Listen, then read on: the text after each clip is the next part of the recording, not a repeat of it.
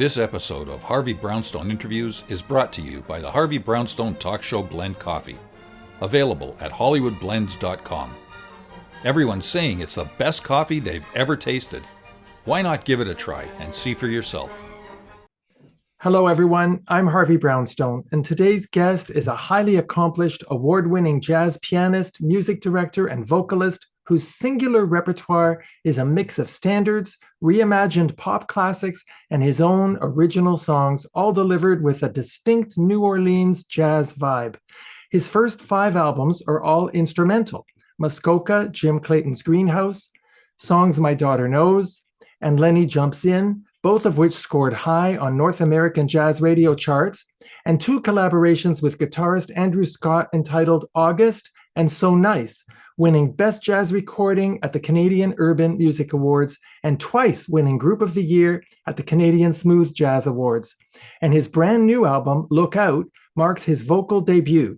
The album, recorded in New Orleans with jazz heavyweights Herlin Riley on drums and Amina Scott on bass, includes a great mix of jazz standards like This Can't Be Love, reinvented pop classics like Moon River, Time in a Bottle, and Every Breath You Take, and theme songs from his youth including Rainbow Connection, the Spiderman theme, and even a song from MASH. Here's a trailer to whet your appetite.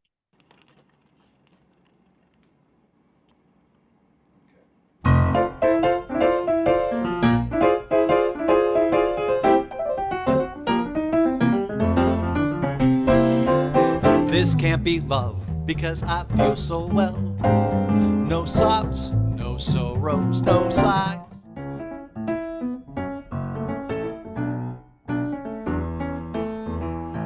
Moon River, wider than a mile. I'm crossing you in style. Someday we'll find it. The rainbow connection, the lovers, the dreamers, and me.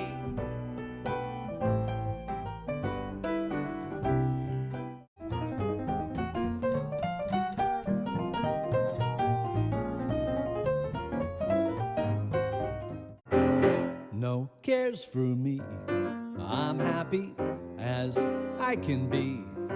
I've learned to love and to live, devil may care. Now that's bananas. They're writing songs of love, but not for me. But still I love to look in your eyes. Prior to the pandemic, our guest had a very successful career as a pianist and music director. He spent a decade as a music director for the world-renowned Second City Theatre Company, entertaining audiences around the globe. He's worked with Martin Short, Dan Aykroyd, Deborah Cox, and many others, and his music has been heard internationally on radio, in film, and on television. And then, during the pandemic, he began giving vocal performances at the piano from his home on social media. In a show that became known as Jim's Piano Bar, he gave more than 750 online performances, quickly becoming a global sensation with tens of thousands of new followers. Before he knew it, he was in demand everywhere as a performer. He signed on with a new manager, and he recorded the new album. Downbeat magazine called his music warm, happy, and soulful, and I couldn't agree more. I'm delighted to welcome Jim Clayton to our show. Jim, thanks so much for being here. I really appreciate you having me, and I really appreciate that lovely intro. It's a nice reminder that I've done some things. So You certainly have, and you're not done yet. no, definitely not. Jim, you're a person who's changed gears more than a few times in your career. Before becoming a musician, you worked in retail. You've been a DJ, a journalist, a radio announcer, and producer. When did you finally decide to be a professional musician? It was my radio stint, because there was basically all the other things you mentioned. And I got to say that's some Brian Lanahan level research you did there. It's everything else, the retailing, and which I was not good at. I like to talk to the customers, but I wasn't good at the selling. And then it was DJing, like clubs and bars around Sarnia. And then through that, I wound up working at CHOK Radio in Sarnia, where I grew up. And at some point during the Gulf War, there was a thing where folks would send in letters to the radio station. All the radio stations were doing this in my hometown. You'd write letters to a soldier, nobody in particular, and we would forward them over to the troops in the Gulf. And my boss wanted an instrumental version of "From a Distance" by Bette Midler. If you remember that, it was sort of an anthem during the Gulf War. And there wasn't one. So I went over to my friend's music store with a tape recorder and just played it. And my boss heard the end result of us, the announcers, reading the letters over the music and said, "Oh, you got you've got it. Where did you find it?" And I said, "Oh, I made it. I did that." And he took such a shine to my doing this. He started really encouraging me to perform, pursue music more, which was either a compliment about my music or a concern about my future in radio. But he gave me time off to come and check out schools in Toronto, and then I auditioned. I finally made the leap and came to Toronto in 1991 to study music. But everything before that, except for selling shoes, everything before that was me skirting around the edge of actually doing the music myself. And I finally jumped in with both feet, and I've stayed in it with both feet. Who were your musical influences growing up? My early ones were whatever records my mom had. I didn't really know about radio, to listen to the radio or to tune into anything, but my mom had a smattering of records. And I would rattle off the first ones I ever heard. I still remember them clear as day. Cat Stevens with Tea for the Tillerman. Morning is Broken is on that one. A lesser known album by BTO, Bachman Turner Overdrive, Canadian content. The folks that brought you Taking Care of Business, but it was one of their other albums. The original album for Jesus Christ Superstar, which was not a cast recording. It was actually just a studio experiment, maybe a demo, so it could become a Broadway show, but it's a great album. And then there was a lot of classical box sets from Time Life. And then one of the big ones was the Beatles Blue Collection. If you know what I mean by the Blue Collection, there was a red one and a blue one, and the latter one was 1967 to 1970, the later part of the Beatles. So I pretty much grew up not knowing that the Beatles were at one point just a rock and roll band. I only really knew the psychedelic stuff that came later. But those were big ones for me. And then later on, I discovered through my friends, Billy Joel, Springsteen, some Elton John, and I have a soft spot to this day, Barry Manilow's album Live, which when I was a kid, I thought it was Live, and I didn't know why all these artists had albums called Live. I thought it was kind of repetitive, but of course they were live in concert albums. And the Barry Manilow one, I got my hands on at some friend's house, and I've worn it out. I still listen to it to this day. Yeah, that's actually one of my favorite Barry Manilow albums. He's done a few live ones since then, but that first one was really spectacular. With the jingle medley, the very strange medley and all this, I'm hooked on Band-Aids and get a bucket of chicken. It's pretty fantastic. You deserve a break today. I remember it well. Yeah. You spent quite a while working as a musician on cruise ships. That's been a very important training ground for a lot of major music artists. What would you say was the most important thing you learned from that experience? The most important takeaway from cruise ships, honestly, it was probably getting along with musicians that you didn't choose to work with, because I didn't go on with my band. I was sent somewhere and I met the rest of the band when I got there.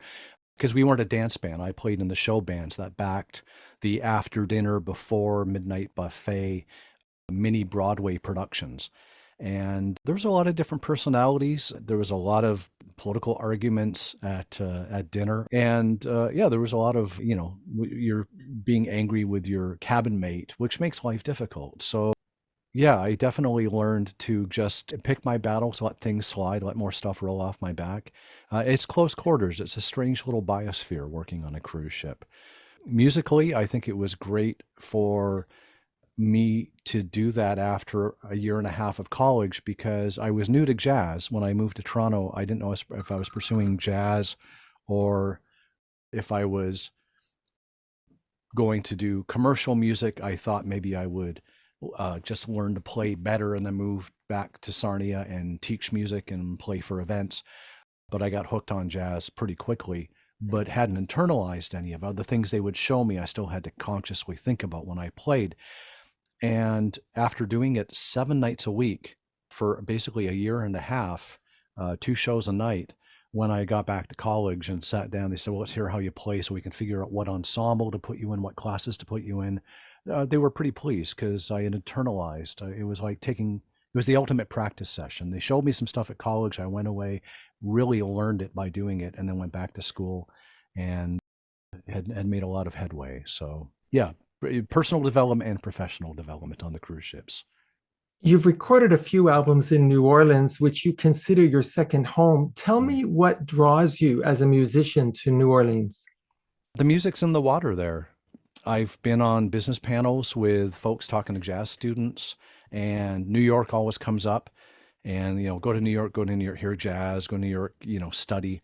And I'm always interjecting. Bebop specifically, bebop jazz comes from New York, but jazz itself comes from New Orleans. And if you go down there, there was a criticism in a TV review about the HBO show Treme, which deals with post-Katrina New Orleans. And what the criticism was that the TV show makes it look like everybody down there plays an instrument and everybody down there knows how to cook. But if you spent any time there, it's pretty much true. It's everybody plays a bit, and pretty much everyone can whip up a pretty good dish. So it's culturally, it's just fantastic. You can hardly walk anywhere without hearing music. And importantly for me, when I'm telling students to check it out, it's the one genre of music, I think, jazz, where you can go and you can stand in the spot where it was essentially created. There's a cobblestone area in what's now Armstrong Park. The area is called Congo Square, and it's where enslaved people, when the slave owners were at church, they would go and congregate there and dance to improvised music, to improvised beats, to the grooves that became eventually jazz music. And so it's really, I would say it's hallowed ground for a jazz musician. And other than that, it's a matter of you can go just about anywhere and sit in with some great musicians. One of the albums you recorded in New Orleans is Songs My Daughter Knows. Was that collection of songs originally intended to be released commercially? No, that one came from after I got into corporate events, after my time with the Second City. I met a lot of corporate event planners, and I spun it off into doing music for them and not just accompanying the comedy for after dinner at a sales event. And I had a good run of success with that. And my wife pointed out that, you got some financial freedom that you wanted, but you didn't do anything yet with the artistic freedom. And I knew I wanted to, she was right, and I knew I wanted to make an album in New Orleans, and I also wanted to make an album that was a collection of the songs that connected my daughter and I, Lenny, when she was an infant. And I wound up meeting some folks down there that encouraged me to, put something together and record down there, and time and ambition being an issue at the time. I figured, well, I'm not going to make 2 albums in 1 year. Let's make the New Orleans album, the collection of songs for Lenny. But honestly, I'd had a few kicks at the can for trying to get radio play and some commercial success, and we did do some stuff with the Clayton Scott group that you mentioned, the Canadian smooth jazz radio, which was a bit limited, but the stations that were there were very kind to us. So this one, I wasn't sure I wanted to invest too much into beyond recording the music. It was just a labor of love, and it was sort of a baby book for my daughter. And I was going to burn CDs, and we were going to give them away to the guests at her birthday. But it turned out well enough that my wife kept saying, this is pretty good. You should do something with this. And I was like, we spent some money making it and paying the terrific musicians. And then for my birthday, shortly thereafter, she hands me a check for the first month of a radio promoter and a publicist. And I'm like, well, we have a joint checking account. So, but nonetheless, it was certainly a vote of confidence. And I'm so glad that she did that and that I listened to her, because that album made such a difference for me, professionally. And it was one of those cases where, after very deliberately trying to create something that would be commercially viable and not checking all the boxes, although having some success, doing just something for the love of it, and surprise,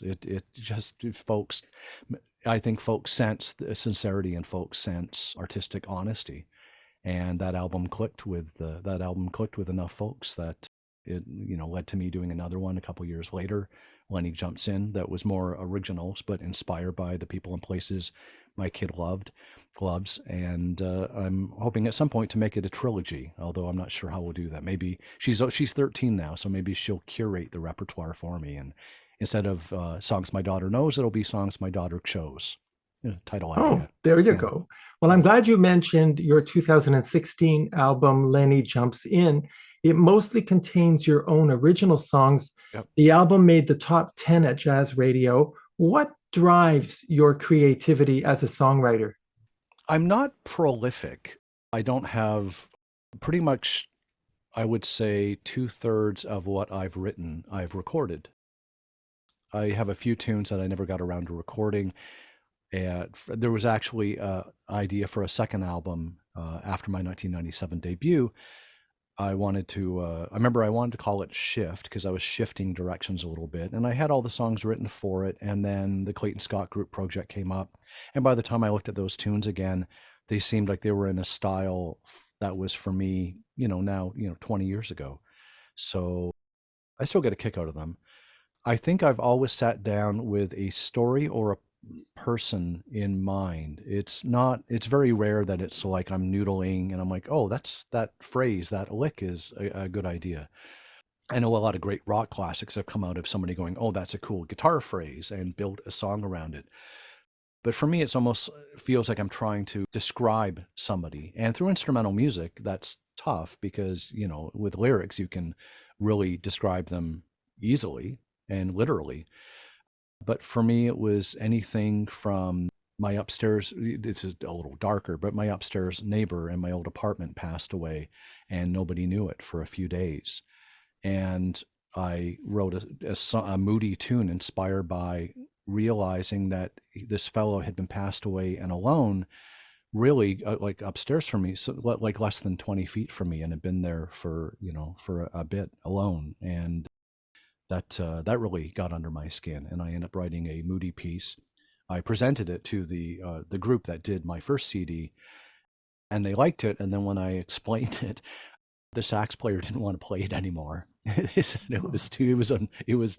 they were more upset by the notion than I had been. But other ones are like on Lenny Jumps In, Louisiana Cat Club is what we nicknamed our friend Rhonda's rag rug weaving shop that used to be in the French Quarter. And she had 7, sometimes 8 rescue cats in that shop. It was a big shop. And when Lenny was, very young, we met those folks when she was 3.5, and she'd been reading the Cat Club books by Esther Averill from I think the 50s and 60s. And the cats all had personalities and names, and she was renaming the cats in the store after the cats from the books. And we explained the cats already have names, but we kept them, they had these new unofficial names. So I wrote this bluesy 12/8 sort of groove song inspired by the rag rug weaving store that we ended up calling the Louisiana Cat Club. And the melody, the title seemed obvious. I'm not sure which came first, the rhythm of the melody or the title, but the rhythm of the melody is very much the Louisiana Cat Club. The phrases and the ideas from it sort of fit the melody, even though there's not lyrics. I guess in my head there is lyrics for some of the bits of songs. So there are 3 covers on there, 3 cover tunes, but they're very specifically like the songs that I wrote, inspired by people that Lenny knew and loved. One was a lady that we used to visit at the nearby seniors home, since passed away. But whenever I would play there, she would ask for Tennessee Waltz, and Ruthie was her name. And Ruthie adored Lenny from the time that Lenny was 6 months old. I had played there with another singer accompanying him, and Ruthie sat down to me on the bench, on the piano bench in the middle of the show, started to show me her photo album. And I said, well, we're actually doing a show. I'll see you after and look at your photos. And I did. There was a picture of a baby. I said, oh, I've got one of them at home, meaning a baby. She said, could I meet her? And I thought, why not? So we started visiting, and that lady became a big part of our life, visiting those folks. And her favorite song became part of Lenny's second album. So I do tend to call them the Lenny albums. So it's my album, but it's Lenny's album. So I get it. When you write songs for yourself as a vocalist, are you writing with your own voice in mind, or would you also like to write for other vocalists? Oh, I think I would. Oh, maybe I'm getting more selfish. When I used to arrange these reinvented pop songs, I had these ideas long before I ever thought to try singing myself. And I would have like this Burton Cummings song. I will play a Rhapsody and think, what if we play it with this other feel and do this song and change keys on the bridge and try to get friends to do it. But they had, my priorities aren't their priorities musically. And, they had their own songs to work on. So I just sort of put them in my back pocket.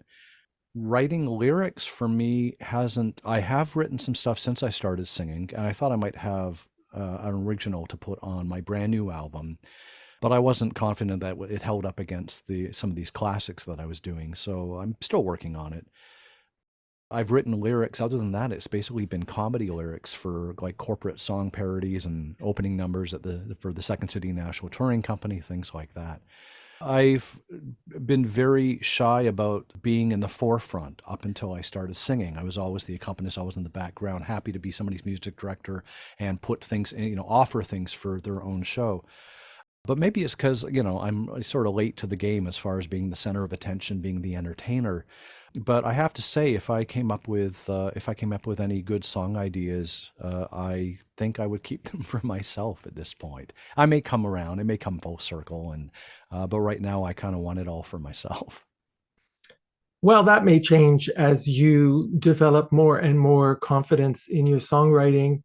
You may think of a different vocalist that might do justice to the song even better than you. You never know.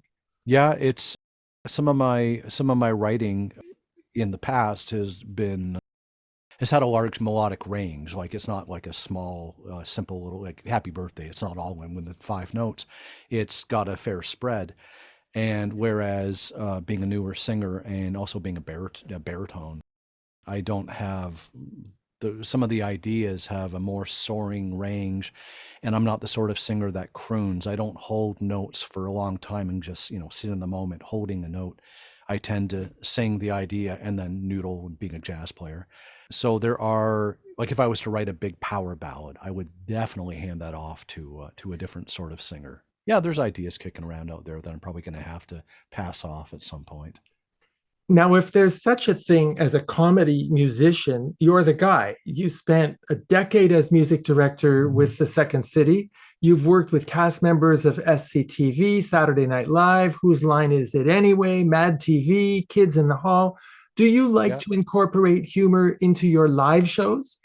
Yeah, I do. I've had conversations with another musician, Don Brydup, Canadian musician, wonderful, terrific, amazing musician. But despite his ability musically, he agrees with me that he gets more satisfaction out of getting a laugh from people in comedy than he gets from getting compliments about his music from other musicians. And I'm the same. I think that maybe it's because we're supposed to be good at music, but it's a bonus if we can be funny. So I do.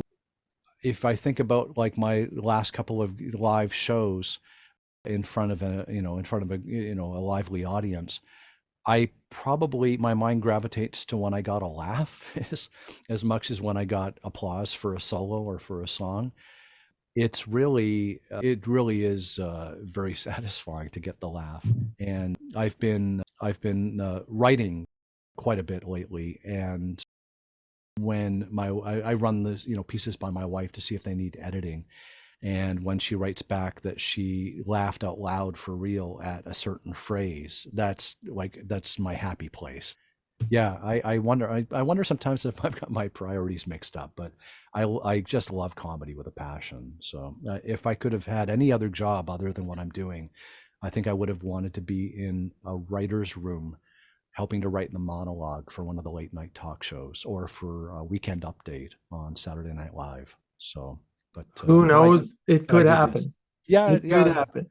Now, right before the pandemic, you were touring in a show called Hip Prov, where hypnotized audience members performed improv comedy under the direction of a hypnotist. What was that like?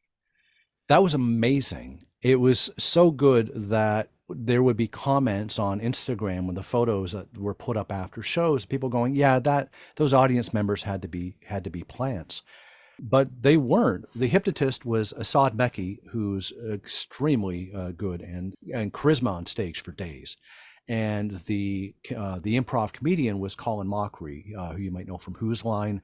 I knew him because he was the director that hired me at Second City in 1995. And I did what I did for Second City. I sat at the side of the stage and accompanied musical numbers, and for the scenes, and did transitions and interstitials. And I would watch as they put out 20 chairs and invited anybody who wanted to from the audience to come up on stage and plant themselves in a chair. And I shouldn't say plant in this case, but it was anybody who wanted to come up could come up. There was no, nobody was tapped in advance. And then Assad would put them under and gradually. And I was surprised at how loud he could be and still hypnotize them. I always imagined it being whispery. But he could be like, walk up and go, when I say wham, you're under. And he'd go wham over the mic quite loudly. And you could see people react, But he could tell who was like really under and who was acceptable to the hypnosis and who was sort of, it was wishful thinking and they were just hoping they could be part of the show. And if he tapped you, you would go and sit back down. But he would wind up with usually 5, maybe 6 people who had been really susceptible to it. And this is while I'm sort of playing with the, orchestral sounds, playing quiet yoga type music, helping them settle. And then they would do pretty traditional improvised games. Like they would get a genre, and okay, you're going to be in a Western, and Colin's going to be the cowboy, and you're going to be the sheriff. And Assad would physically guide them around the stage, and sometimes hold the mic so they could speak, and but the person would react naturally. And my theory is that we are all good performers deep down and good improvisers because it's simply improvising. You're reacting to something. And with hypnosis, having removed all your inhibitions, your inner improviser comes out. And these folks were some of the funniest performers I'd ever seen in my life. But they're very, they're very committed, and they really feel what they think they're feeling, as a true actor does in the moment. So the most awkward thing was if Colin did a song with one of the folks, and the audience suggested a love song. I think at least twice out of the 6 or 7 shows in that month, the person leaned in to kiss him at the end of the song. But man, they were great. The audience members were just fantastic, and it was it was for real. So yeah, sounds fascinating. So let's talk about the new album, Look Out. Why did it take you so long to start singing professionally? Well, it goes back to I say it goes back my whole life. I was in speech therapy for 10 years when I was a kid. I didn't have a lisp. I was slushy. I couldn't change the letter esh till I was grade 7. Muscle development and stuff, and got it sorted out, but wound up getting good enough to work in radio. But singing always seemed like that was pushing my luck, considering I had trouble talking. But I did have one gig when I was 18, and I'd been playing at the local Holiday Inn, quite literally playing at the Holiday Inn Lounge, just piano, and somebody said you should go and play at Latner's Tavern. Latner's is gone now, but it was in my hometown, and Sam Latner owned it. And I took my little keyboard, had a Hohner pianette, sort of the poor man's electric piano at the time, and played for Sam. And then Sam said, "Oh, you play pretty well. can you sing? And I didn't want to not get the gig, so I said, yes. And he went, instead of saying, oh, let's hear it, which would have shut the whole thing down right there and then, he said, okay, well, can you do these 2 weekends in February, in February, this is around 1985. And I said, okay, and suddenly had less than 3 weeks, not just to learn how to sing, and I wasn't a natural, I'll tell you that. I had that much time to learn enough songs to fill a 4-hour night. So, and folks sometimes say, it couldn't have been that bad. But I will tell you, 3 of my high school friends came out, sat down front before my first song, and the waitress came over and said, could I get you guys anything? And they all ordered beer.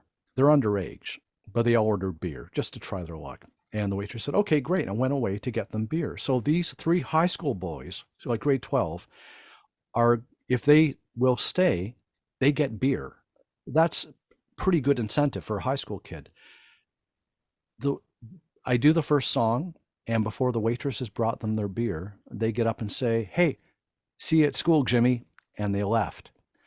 So trust me when I say I did not sing very well when I was 18.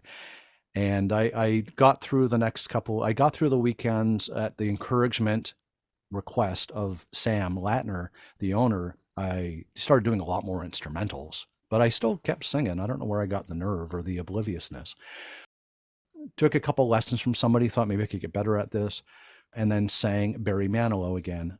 I sang for my mom. I said, hey, have I gotten better? Can I do this tune for you? And I did the first half of I Made It Through the Rain by Barry Manilow from his eponymous record. And my mother, who was professionally a chaplain in a terminal unit and had the skills to help guide somebody through the toughest part of their life, the ending, my own mother could not bring it to her, bring herself to say, yeah, it's better. She actually said, maybe you should focus on the piano.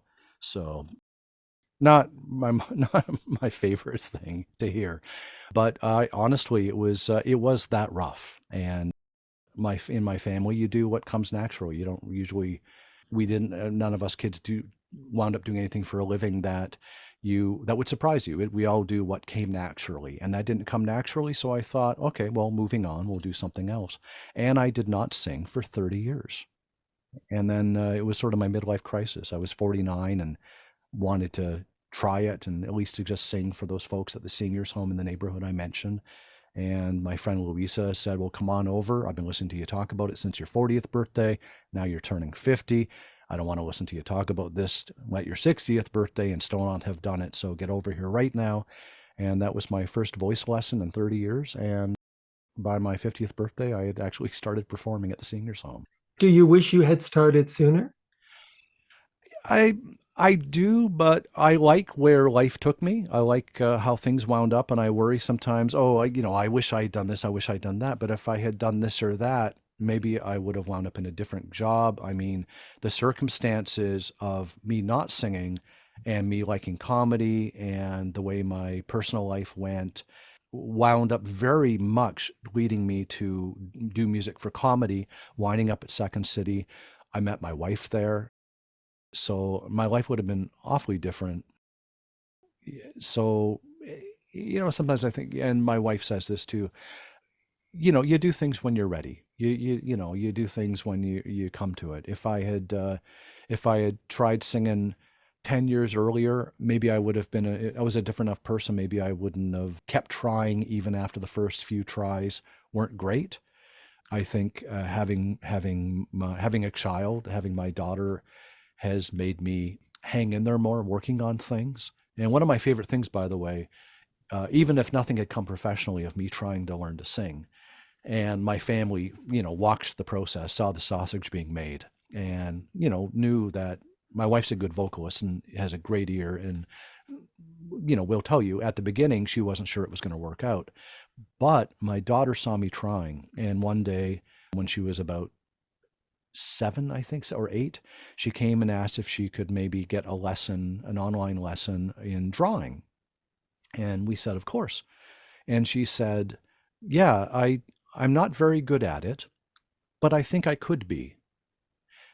And that just blew my mind because that's not something that folks in my family said when I was a kid. It's like you did what came naturally. You did what you instinctively did or came easily. The idea of knowing you weren't good at something, but trying anyways, that was something new. And my wife says that she thinks that it came from watching me work at singing, even though it wasn't easy at first. So if nothing had come from the singing, if I was just doing it for fun or I tried it and went, no, that's not for me and stopped, my daughter having that as a takeaway was worth all of it. It was worth all the work. Yeah, absolutely, for sure. And as someone who spent 40 years in a courtroom and now has an interview show, because I thought I might be good at it, I totally relate to what you're saying. And I'm glad that your daughter got that lesson from your life experience. Now, the new album has a really eclectic mix of songs. My favorite songs on the album are Time in a Bottle, because you jazzed it up and made it sound so fresh and new. And you did the same with Moon River. How did you get the idea to do that?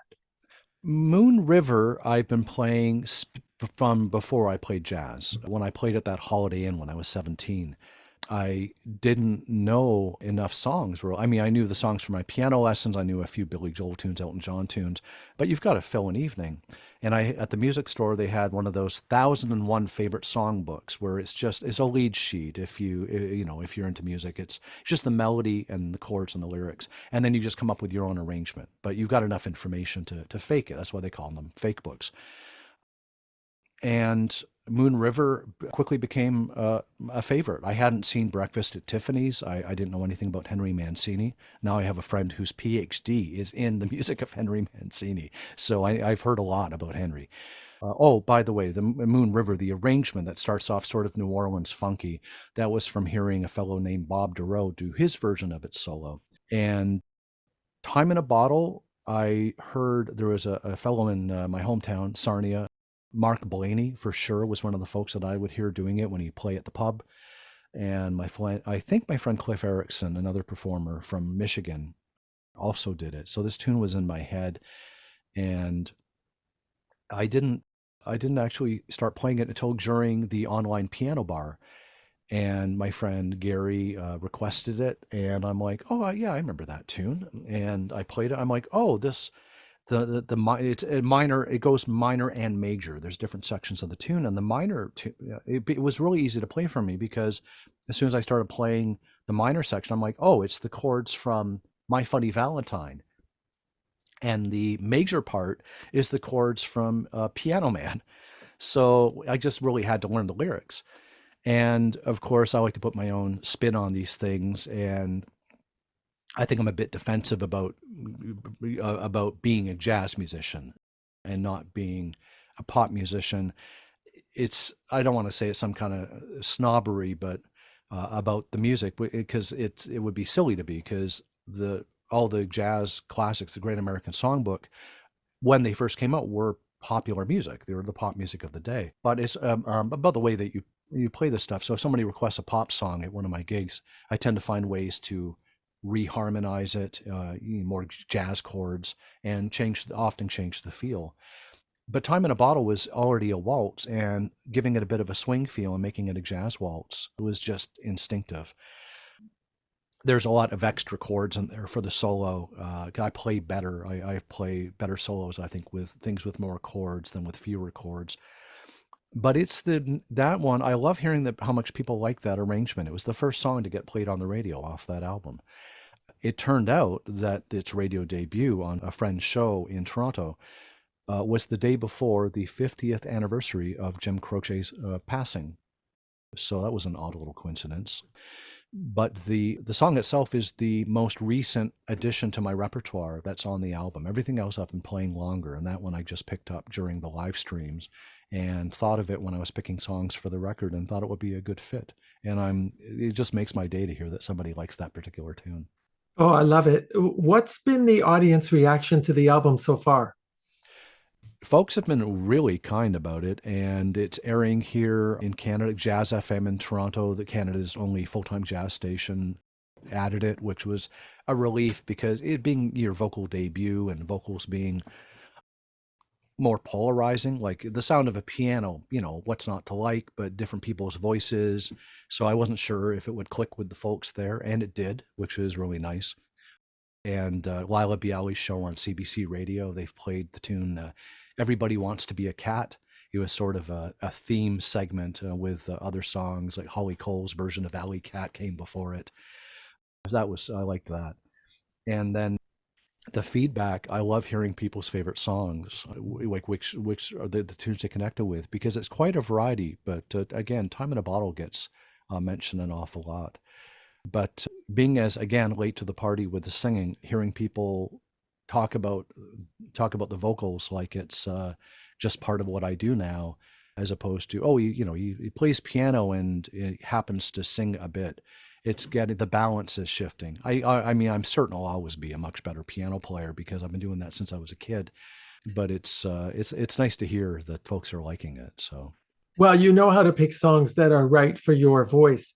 Now, the liner notes for your album that were written by Grammy winner Ricky Riccardi said that you have a different, more expansive definition of the Great American Songbook than most musicians. And that's because you've included songs by Paul Simon, Sting, Santana, Jim Croce. Is that important to you, Jim, to broaden the definition of what constitutes a great standard? It's important to me, and I think it's important to the future of the music. And, not to get on a pedestal or get on a high horse about it. When the songs came out, when jazz started, when Charlie Parker, Louis Armstrong, Miles Davis, when they were playing jazz, they were playing songs that the audience knew. They were the pop songs of the day. Alexander's Ragtime Band was a pop song, but then Louis Armstrong's Hot 5 or Hot 7, I'm not sure which, would perform it, and it was jazz. And then I've written about this a bit, I think on LinkedIn, because it came up. When it got to be, I think I would say the early 60s, and I'm not a PhD in this, but I think it's the early 60s, when rock and roll music, pop music of the day, started to get more complicated than being a 12-bar blues, like Rock Around the Clock. You got Kansas City, you've got songs, the early Beatles tunes, they were, very structurally simple songs. So if I was on a jazz gig and I said, hey, do you want to do Kansas City? Really, the only thing you would have to ask me is what key? And then you get into songs that folks started writing songs that have a verse, a chorus, maybe there's a pre-chorus even. So there's 3 sections right there. And then there might be a bridge before the guitar solo. And is the guitar solo, are they improvising on the chorus? Are they improvising on the verse? Are they improvising on the whole thing? If you want to play that tune on a jazz gig now, there's a lot more discussion you have to have about what part are we going to improvise on. And traditionally, jazz is at least as much improvised. The recording or the performance may be more improv than the written song. So even if we do something that a lot of musicians know, Nora Jones Don't Know Why is 20 years old now, and musicians tend to know, working musicians tend to know the tune. And, we know it's usually in B flat, but there still has to be a discussion about, are you going to solo the sax? The saxophone's going to solo. Are you going to solo on the chorus, on the bridge and the chorus, the verse, So it's easier just to play My Funny Valentine again. And I think we do as a result.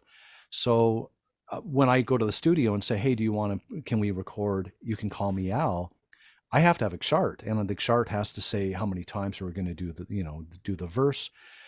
What section are we soloing on? It has to be very much arranged, and there's a lot more advanced preparation involved.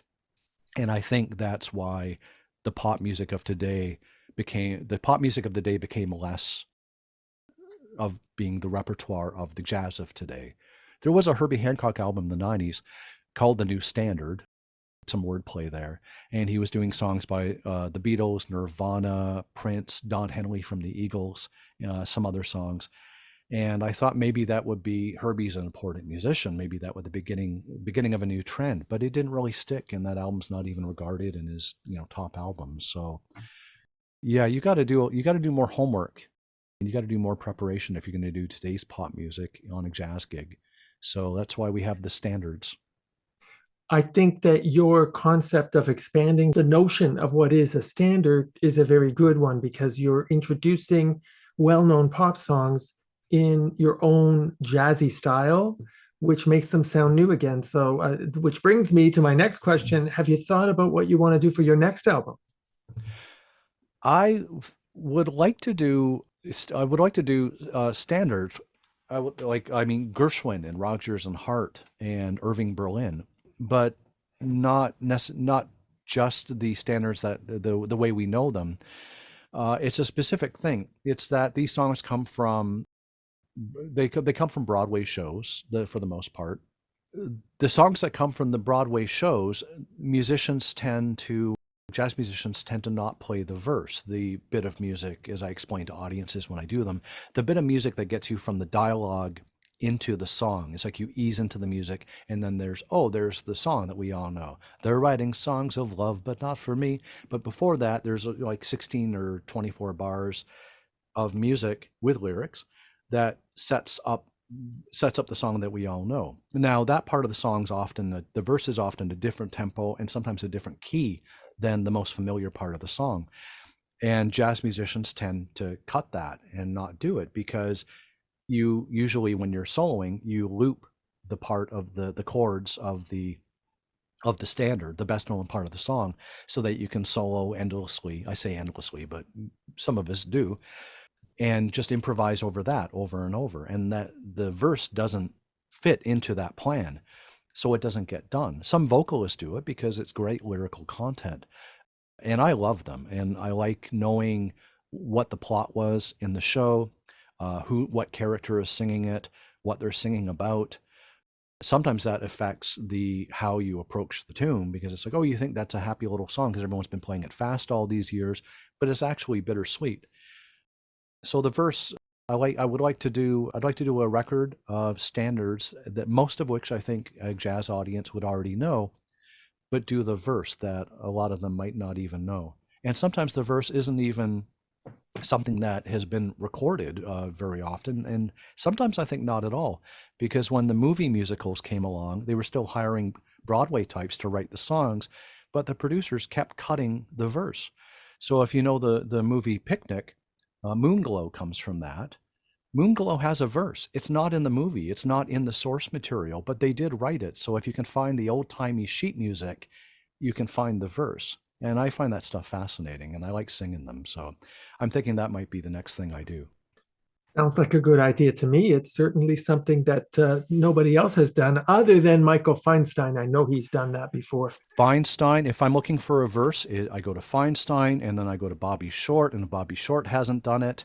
Then I go to Rod Stewart, who's not my cup of tea. I prefer Rod Stewart singing rock, but he does do the verses, and he respects the music a lot.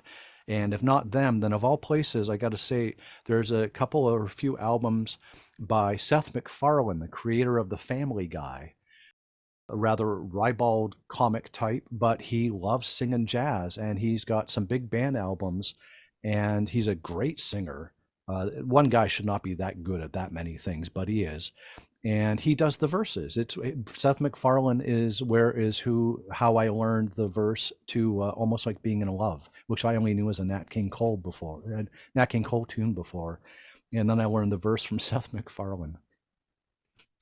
I want to tell our viewers that you can learn more about Jim Clayton, buy his music, and see his concert schedule by going to his official website, jimclaytonjazz.com. And don't forget to subscribe to his YouTube channel, now showing on your screen.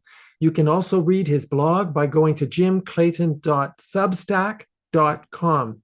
And of course, you can also follow Jim on Facebook, Instagram, and TikTok.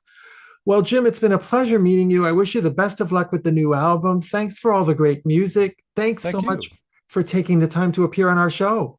It was an absolute pleasure. And I got to say, when we're done, I'm going to go finish listening to your Bob Gunton interview.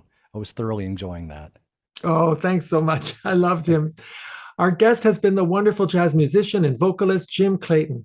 My name is Harvey Brownstone. Thank you to my producer, Steve Silver, my director of programming, Deborah Batsafin, my production assistant, Rosa Puzo, my PR directors, Eileen Shapiro and Jimmy Starr, and my entire team at the XPTV1 network in the UK. Thank you all for joining us. See you next time.